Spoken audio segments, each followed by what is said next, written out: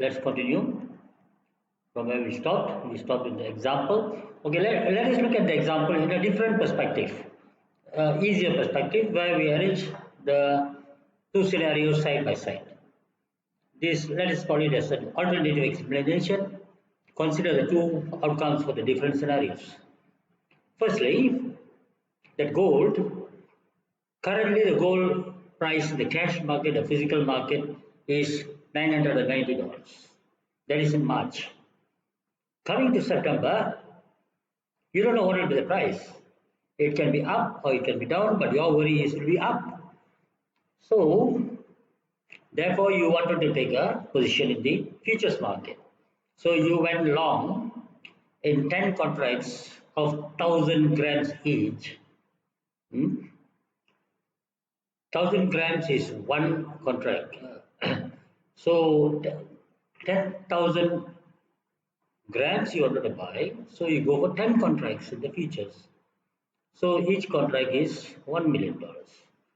So, you are paying $10 million initially. So, the total contract value at your inception is 10 million. Price paid for the gold in the spot market in the first scenario, if in September the gold price actually has gone down to $900 per gram. So for 10,000 grams, you will be actually paying 9 million.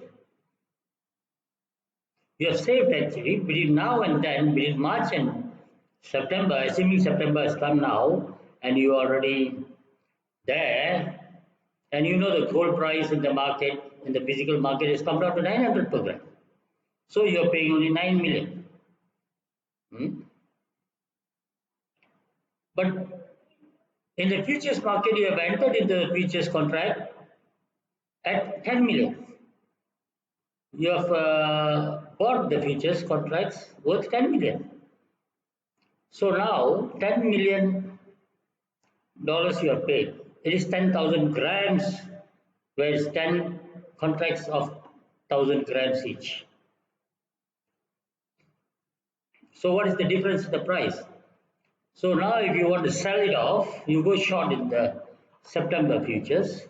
When you go short in the September futures, you will be selling it off at 900,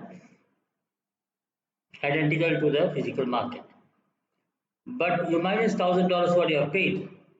So overall you lose 1 million there, right?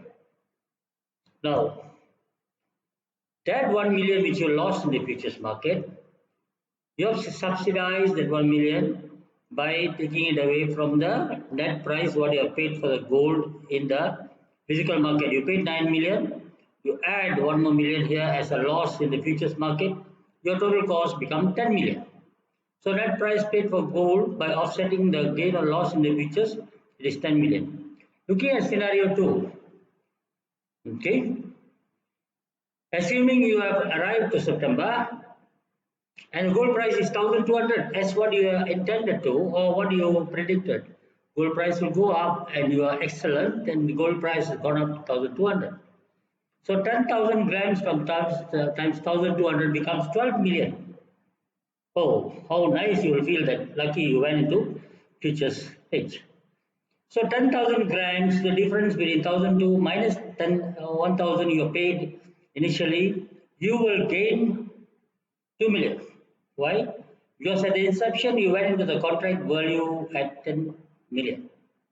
Now you are selling it back at 12 million. So you are gaining 2 million. But in the physical market, you are paying 12 million now, not 10 million. So between now and then, of course, it has gone up by 2 million. Though you paid 12 million, you have gained here 2 million, you are bringing it here to offset the 2 million which is lost. It will come back to square one, it will be 10 million total cost. So therefore, either way, in this case, it's a perfect hedge. You will get the total payout for the gold which you wanted to buy either now or in September is 10 million. It didn't move. You have kept your price stable, right? That is what we mean by a perfect hedge, a futures hedge. We're using the futures contract to hedge away the possible increase in price. Yes, the price increased to 1,002. Of course, in the physical market, you have to pay 1,200. No choice. Although you're paying 1,200 and 10,000 grams is 12 million, where in March you would have bought, you would have spent only 10 million, but you got no choice. You cannot buy in March, you're buying in September. That's where the need is. So you pay 12 million and you can't be just brooding and crying and jumping, oh, it went up by 2 million, I lost and this and that. That is why you have taken action in the side by side in the futures market. You were so smart, you took my class. So you have learned that you can hedge it. You went long in the futures market for 10 contracts of gold for September futures. And as the price went up, even the futures market price go up, so you sold it at 12 million. You bought it at 10 million, you sold it at 12 million, you made 2 million. That 2 million which you made in the futures market, you bring it into the cash market and offset the extra price what you paid. You paid 12 million and you minus off the 2 million as an offset.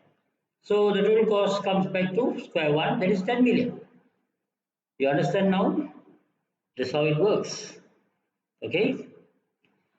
Try again with any ST value, you will always get 10 million. You can make it as 800 per gram by September, it becomes 800 gram. Then you see what you have pitched. You have entered into 10,000 and you buy back at 800, you lose 2 million.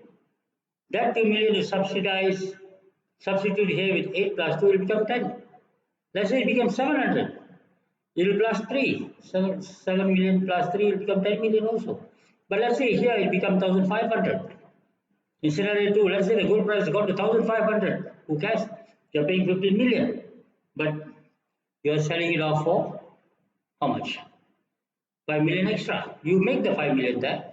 15 million you paid. You minus the 5 million which you made in the futures market, you'll be still 10 million. That's why I say you can try it with any ST value in the cash market.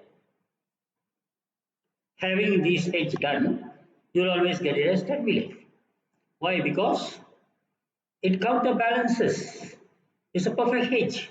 We are not talking about the basis risk here yet. Assuming this world has got no basis risk, there's no difference. Everything is possible.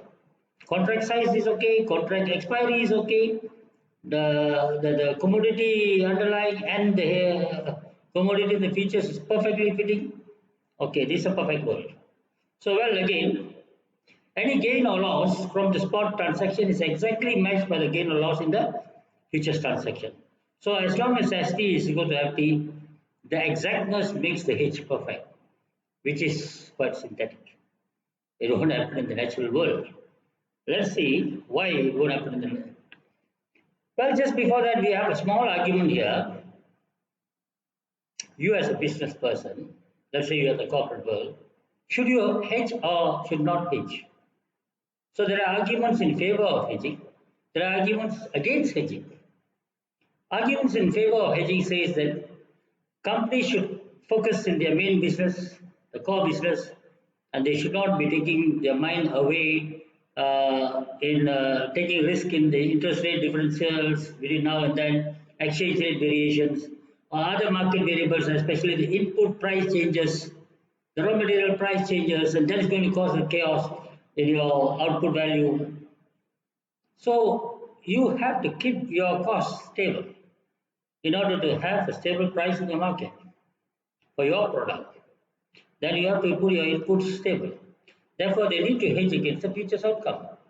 So they use futures contracts to stabilize the price in the sense that they don't have to cry, oh, the physical market price went up, so our input cost went up, or the price went down and you don't tell anybody. That's really, isn't it? The price goes down, they don't tell you. They quietly keep quiet with the same price. The price go up suddenly, oh, they say, you and cry, the raw material price has gone up. What can we do? We increase the price. That's not a good way of doing marketing. That's not a good business strategy. You have to keep your consumer price stable. So if you want to maintain that, you want to do away with the price variations in your inputs, especially between now and then, where your raw materials having a very volatile secondary market prices. So you should hedge. And most importantly, you should compare the cost of hedging against the benefit of hedging. If the benefit of hedging is really big, keeping your prices steady, and your planning works very well, what you have planned, the actual cost of your production, and the planned or budgeted uh, cost of production has got a very small gap. That means variance analysis will show you the cost variance is not big. In order to maintain the cost variance small, you should hedge. That's what the argument is favoring for hedging. But some gurus have also argued against hedging. They say that, oh, you are running a big corporate company. Of course, your shareholders are the owners of the company, and they are not only owning your company. They're owning a lot of many shares in many other companies. Maybe I, as a shareholder, owning shares in 20 over companies. Why I bother if one or two companies don't diversify, don't hedge, and they have made a loss? I have diversified my investments in so many companies. Other companies are giving me profit while your company has gone down. So within a short period of time, within a year or two, that doesn't matter to the shareholders, whether you hedge or you don't hedge. All you have to show is the results of your profit, which will keep the share prices up. If you continuously lose very heavily due to non-hedging, then it's a cause of a concern. But if you are not losing much, for example, I had a chance to talk to one of the CEOs of a multinational company who has got the production facilities in few countries like in Philippines, Thailand, India, Malaysia, and few other countries. They are producing a lot of consumer goods in different parts of the countries.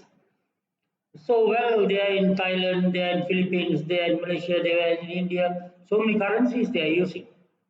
They are purchasing their raw materials in US dollars, but exchanging it to their own currency in that domestic country. So I asked him over the coffee that do you hedge for foreign exchange variations? He looked at me up and down and had another two sips of coffee and said, no, we don't hedge. I was taken back and said, you don't hedge? You're such a large organization, you have got production in so many countries. I'm sure your exchange rate variations will cost you a bit. He said, yeah. Over the last 10 years, our losses due to exchange rate variations is only about a million, the most, million US dollars per year. But if I were to hedge, I have to have offices set up in all my production facilities, have a manager managing the foreign exchange rates every day, and keep buying forwards of futures or options against to keep the price within the stable situation, exchange rates in stable condition. They have to buy and they have to pay the cost of hedging as well. And the staff cost for running all this will cost me 4 million. Why do I have to spend 4 million US dollars per annum to save 1 million? That was a real mind-boggling explanation I received. Saying that true, yeah, why should I spend 4 million to hedge foreign exchange variations while if I just let it go, I lose only most $1 million. If I were to hedge it, my cost of hedging is 4 million. That's why you have to compare the costs and benefits. Secondly, it may cost a lot of money to hedge. When your competitors do not hedge and you are hedging, you may technically increase your cost of product. When your cost of your product goes up, you can't be competitive in the market. Now you know very well, everybody wants to be competing in the market. They want to sell as low as possible. And you are hedging, and you are spending so much money for hedging. You are trying to keep the price steady, and your price is going up. Explaining a situation where there's a loss on the hedge and gain on the hedge is of the underlying is very difficult to predict. Like last year around this time when I was teaching, I never knew that COVID is coming in 2020. In 2019, all were going very well. I was in the class, I was talking to you all the same thing, saying that we don't know what will happen in the future. That happened again. In March, the COVID became very serious, and you know very well, a lot of things became topsy-turvy after that. Exactly. Okay, so if we ask you, should you hedge or no, it depends on the situation of the business itself. How much do you lose in that particular risk if you don't hedge? how much you then benefit if you hedge. If the benefit is much higher than the cost of hedging it, then of course you hedge it. Okay, now we are coming to a world where we saw a perfect hedge just now, the gold. A perfect hedge will be possible when the hedger is able to do these three things, which is impossible, of course, unable. That's why we say there's no perfect hedge in the real world. First, A, identify the exact date in the future when the underlying asset will be bought or sold. An underlying asset in the physical market or cash market will be buying and selling at a certain future time horizon. Whether the futures contract will expire within the same day or not is very difficult to predict because futures has got structured expiry dates. For example, March, June, September, and December is the most common 3-month expiries for futures. Almost most of the futures contracts are like that. But let's say you need something to be bought or sold on, let's say, 10th of April. There's no futures expiring on 10th of April. The next futures which will be expiring is June, or the earlier one has expired in March. So you can't get that perfectness. You may have to go and buy the June futures contract and close it out early in April in order to use the hedge tool to see the benefit to offset the underlying asset which you buy or sell. Trade the futures contract written on the same specified underlying. Whether you will be having that underlying asset which you are dealing in the physical market, whether you will have the same underlying in your futures market. Let's say I want to hedge a certain specific corn. I want to go short because I want to sell corn. I have got a very big 10,000 hectares of corn planted now. It's growing. It will be ready to harvest in 6 months' time. I'm going to sell that particular specific corn in 6 months' time. So I want to protect the price from falling. So I want to go short in futures. When I go to the futures market, oh my God, there's no corn futures. Then what am I going to do? Do I go back and say, no, I can't hedge? No. I can look for another highly correlated priced product, maybe wheat. I may hedge corn with futures because its price variations or the standard deviation of the price variations may be highly correlated, but still it's not same. Therefore, there is no perfect hedge. If you want a perfect hedge for that particular corn, that grade and size and specified corn should be exact with the futures underlying also. And third reason is with futures delivery date matching the hedging horizon. As I told you in part A, futures contracts has got a certain structured, specified expiry dates, and you have to deal with it. And if you are not taking delivery, you have to close it out at least 2 days before the expiry date. You will have, for example, a March delivery month expiry, a June or September or December, 3 months. Or you can straight have a June expiry and a December expiry for 6 months. So like that, which contract you are dealing with should be very suitable to your requirement in the physical asset. And normally the physical asset requirement date will never match the futures delivery date expiry. It's not like forward where you can write up your date and time where you want to meet them at 12 o'clock midnight, best feng shui time. That you can do in forwards, not in the futures. Futures are very highly structured, I told you. So if these three things can fall in place, then there could be a perfect hedge. Otherwise, no, there cannot be any perfect hedge. If that is the case, the net amount received or paid by the seller or the buyer, the short or long hedger, is that FT minus ST should be 0. No basis risk at all. Okay. At the expiry of the contract or when you are closing out, the ST spot price at the terminal and the futures price at the terminal should be crossing out as zero. Then it's a perfect hedge, which is not possible. Okay, we'll continue.